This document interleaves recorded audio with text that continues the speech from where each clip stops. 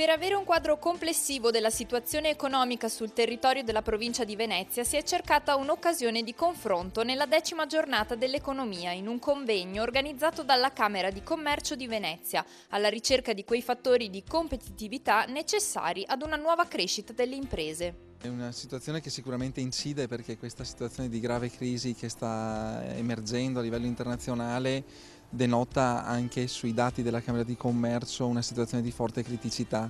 Quindi un impatto forte c'è, fortunatamente per Venezia tengono molto le esportazioni, quindi tiene molto l'aspetto di andare ancora all'estero, non tanto a portare i propri stabilimenti ma a vendere le proprie merci. Sicuramente crisi e ripresa possono andare d'accordo, nel senso che crisi vuol dire anche opportunità e a fronte di una crisi ci sarà sicuramente una ripresa. Abbiamo i bandi che ormai sono diventati tradizionali ma sempre nuovi, in particolare quelli sulla creatività d'impresa che proprio rispondono ai giovani.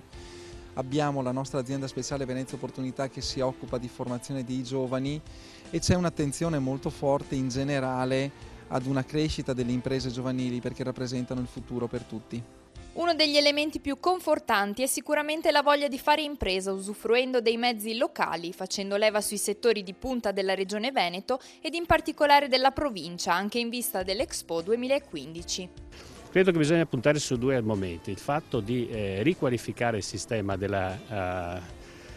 dell'ospitalità turistica, perché la presenza di 20-30 milioni di visitatori invaderà sostanzialmente il nord Italia e quindi credo che noi da Verona, Lago di Garda fino ad Abano, fino a Venezia abbiamo tutta la capacità di dare risposte qualificate.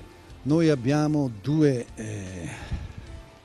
miniere in Italia, che sono la cultura, le opere d'arte e l'agroalimentare.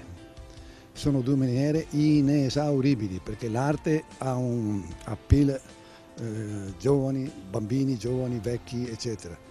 L'agroalimentare bisogna mangiare tutti i giorni e se si mangia bene si vive bene, se si beve vino buono si sta bene. I dati incoraggianti sono in primis il turismo. Il turismo, grazie a Dio,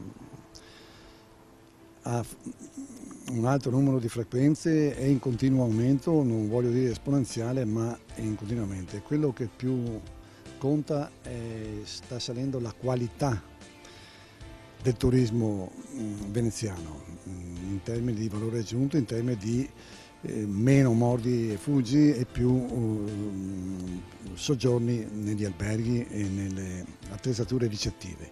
Quindi sta aumentando la qualità del turismo e questo è fondamentale.